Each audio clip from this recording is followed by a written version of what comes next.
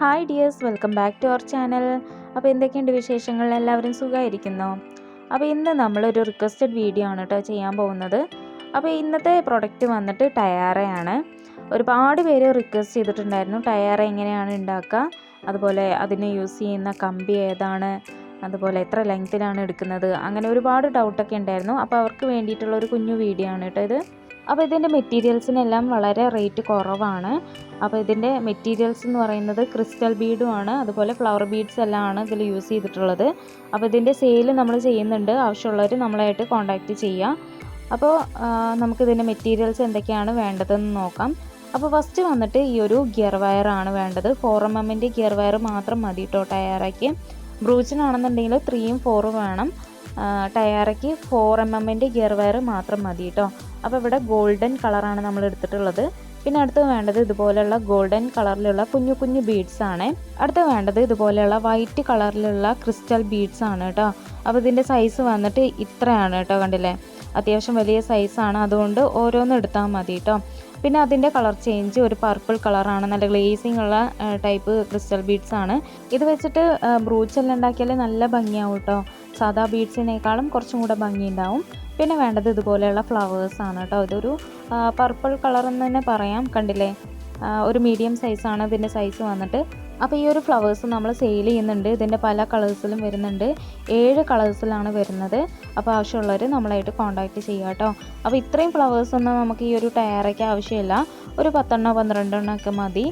അപ്പോൾ നമുക്ക് ടയർ ഉണ്ടാക്കാനായിട്ട് തുടങ്ങാം. അതിനായിട്ട് നമ്മൾ 4mm ഗിയർ വയറാണ് എടുക്കുന്നത്.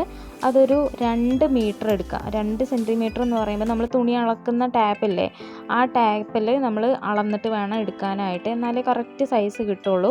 ഒരു 2 2.5 ആയിട്ട് എടുക്കണം കേട്ടോ. അപ്പോൾ വലിയ സൈസാണ് ഈ ഒരു വീഡിയോയിൽ കാണിക്കാൻ, അത് ബുദ്ധിമുട്ടുണ്ട്. അപ്പോൾ ഇങ്ങനെ ആ ഒരു സെൻറ്റർ പോർഷൻ എടുത്തിട്ട് ഇതുപോലെ ഇങ്ങനെ പിരിച്ചു കൊടുക്കുകയാണ്, കണ്ടില്ലേ? അത് കഴിഞ്ഞിട്ട് ഒരു കമ്പി എടുക്കുകയാണ്. ആ ഒരു കമ്പിയിൽ ഈ ഒരു 3 ക്രിസ്റ്റൽ ബീഡ് വരി വരിയായിട്ട് അങ്ങ് കോർത്ത് കൊടുക്കുകയാണ്.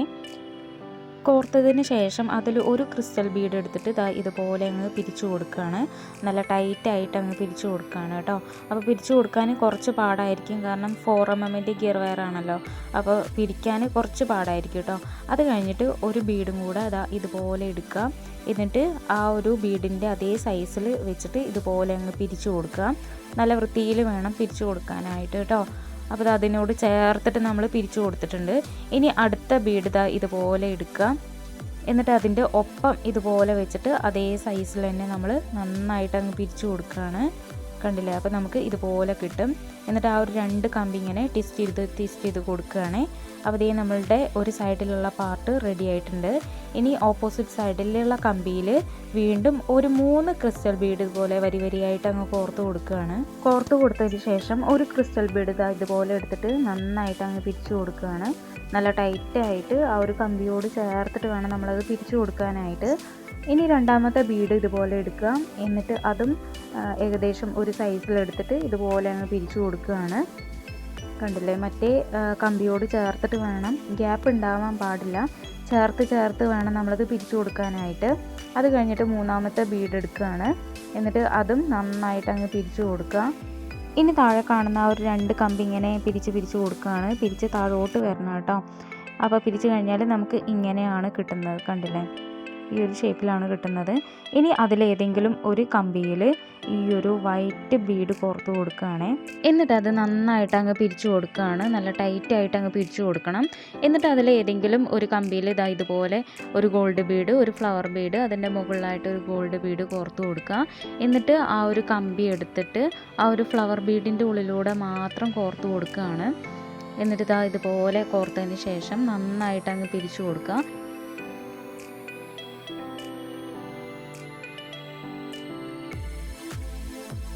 ഇനി അതിൻ്റെ ഓപ്പോസിറ്റ് സൈഡിലുള്ള കമ്പിയിൽ ഒരു റൗണ്ട് ബീഡ്, ഒരു ഫ്ലവർ ബീഡ്, വീണ്ടും അതിൻ്റെ മുകളിൽ ഒരു റൗണ്ട് ബീഡ് കോർത്തതിന് ശേഷം ആ ഒരു കമ്പി ഫ്ലവർ ബീഡിൻ്റെ ഉള്ളിലൂടെ മാത്രം കോർത്തെടുക്കുക കേട്ടോ. എന്നിട്ട് അതും നന്നായിട്ട് അങ്ങ് പിരിച്ചു കൊടുക്കുക, നല്ല ടൈറ്റായിട്ട് പിരിച്ചു കൊടുക്കുക കേട്ടോ.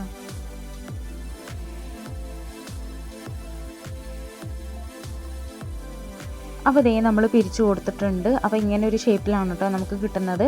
ഇനി താഴെ കാണുന്ന ആ ഒരു 2 കമ്പി ഇങ്ങനെ പിരിച്ച് കൊടുക്കുകയാണ്. കുറച്ച് താഴോട്ട് പിരിച്ചു കൊടുക്കുക. ഇനി അതിൽ വീണ്ടും ഒരു 3 ക്രിസ്റ്റൽ ബീഡ് വരി വരിയായിട്ട് കോർത്ത് കൊടുക്കുകയാണ്, നേരത്തെ ചെയ്ത പോലെ തന്നെ. എന്നിട്ട് അതിൽ ഓരോ ബീഡ് എടുത്തിട്ട് പിരിച്ചു കൊടുക്കുകയാണ്. അപ്പോൾ ഫസ്റ്റ് നമ്മളൊരു ക്രിസ്റ്റൽ ബീഡ് എടുത്തിട്ടുണ്ട്. എന്നിട്ട് അത് നന്നായിട്ട് അങ്ങ് പിരിച്ചു കൊടുക്കുകയാണ്. കണ്ടില്ലേ, ഇതുപോലെ നല്ല ടൈറ്റായിട്ട് അങ്ങ് പിരിച്ചു കൊടുക്കുക. അത് കഴിഞ്ഞിട്ട് രണ്ടാമത്തെ ക്രിസ്റ്റൽ ബീഡ് എടുക്കുക. എന്നിട്ട് അത് ഇതുപോലെ വളച്ച് കൊടുത്തിട്ട് അതും നന്നായിട്ട് അങ്ങ് പിരിച്ചു കൊടുക്കുക. നല്ല ചേർത്ത് വേണം പിരിച്ചു കൊടുക്കാനായിട്ട്. ഇനി മൂന്നാമത്തെ ക്രിസ്റ്റൽ ബീഡും എടുത്തിട്ടുണ്ട്. എന്നിട്ട് അതും നന്നായിട്ട് അങ്ങ് തിരിച്ചു കൊടുക്കുക കേട്ടോ. അപ്പോൾ ഒരു സൈഡിലുള്ള പാർട്ട് നമ്മൾ ഉണ്ടാക്കിയിട്ടുണ്ട്.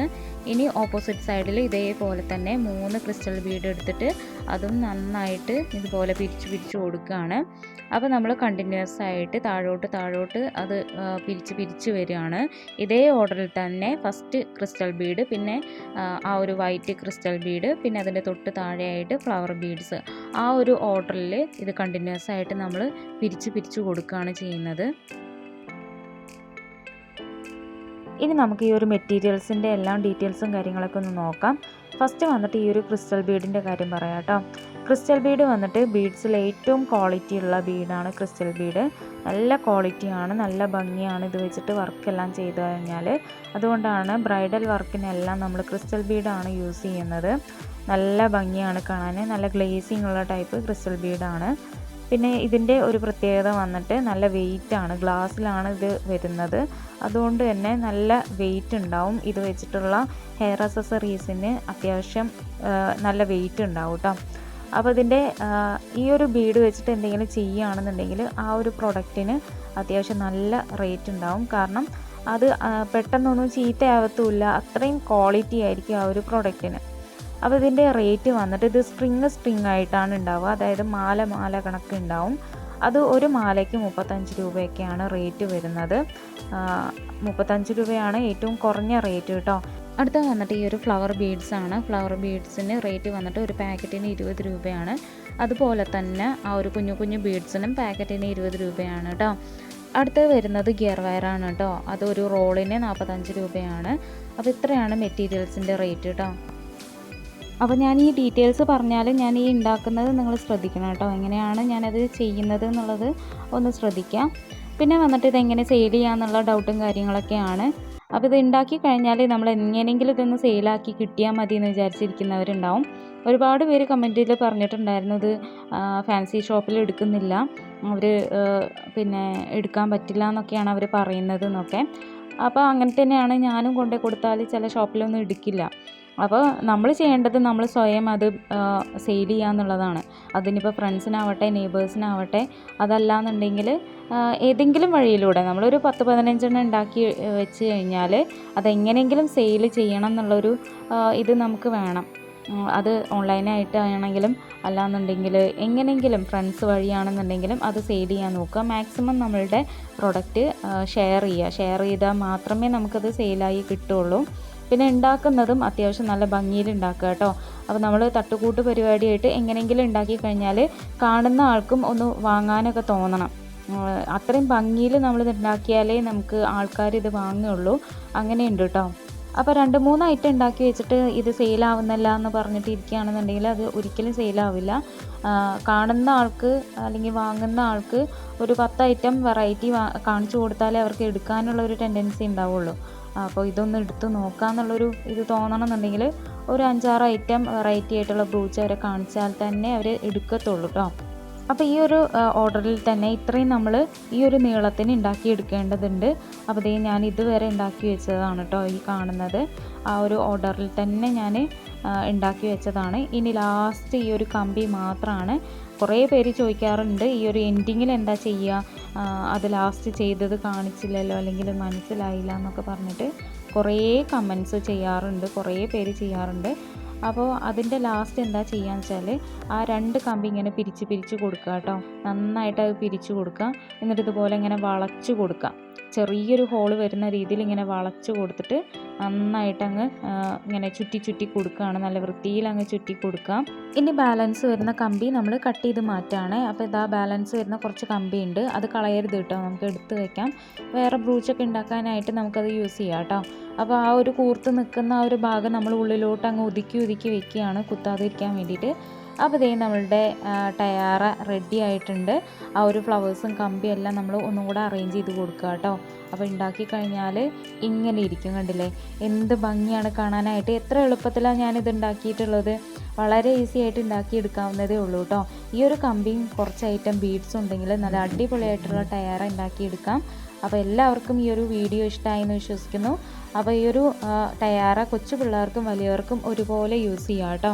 അപ്പോൾ എല്ലാവർക്കും ഈ ഒരു വീഡിയോ യൂസ്ഫുള്ളായി എന്ന് വിശ്വസിക്കുന്നു.